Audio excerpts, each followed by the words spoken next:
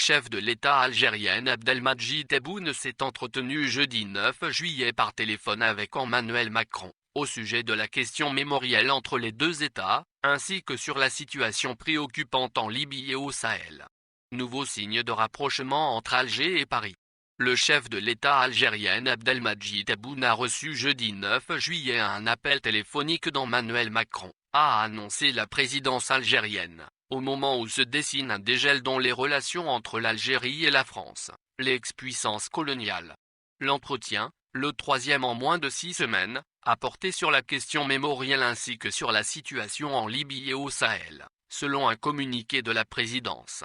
Il survient quelques jours après la remise par la France des restes de 24 combattants algériens tués au début de la colonisation française au XIXe siècle.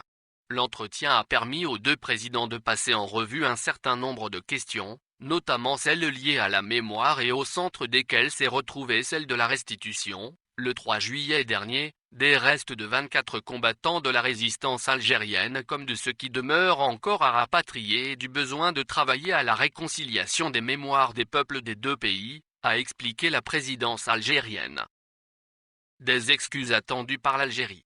La restitution des ossements des crânes par la France est un signe fort de rapprochement entre Alger et Paris, marqué depuis l'indépendance en 1962 par des polémiques et des crispations.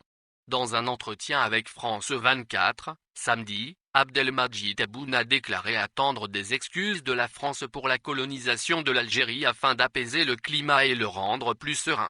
Le président algérien avait également couvert de louanges son homologue français, quelqu'un de très honnête susceptible de contribuer à ce climat d'apaisement.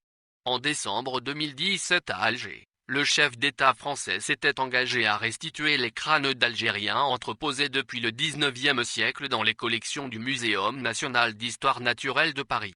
La même année, mais avant son élection, il avait qualifié, également dans la capitale algérienne, la colonisation de l'Algérie de crime contre l'humanité, s'attirant des critiques de responsables français de droite. Des dirigeants politiques algériens ont par ailleurs critiqué jeudi Marine Le Pen, sans la nommer, et le lobby colonialiste, après que la dirigeante du Rassemblement national a rejeté les demandes d'excuses d'Alger pour le passé colonial. Une situation préoccupante au Sahel. La question de la mémoire reste au cœur des relations conflictuelles entre la France et l'Algérie, où la perception est que Paris ne fait pas assez pour se repentir de son passé colonial. Dans leur entretien téléphonique, les deux présidents ont également échangé sur la situation prévalant dans la région, notamment en Libye et au Sahel, ajoute le communiqué. Ils sont convenus de continuer à renforcer la relation d'amitié entre la France et l'Algérie et la coopération entre les deux pays sur les crises régionales, notamment en Libye et au Sahel, souligne encore le communiqué.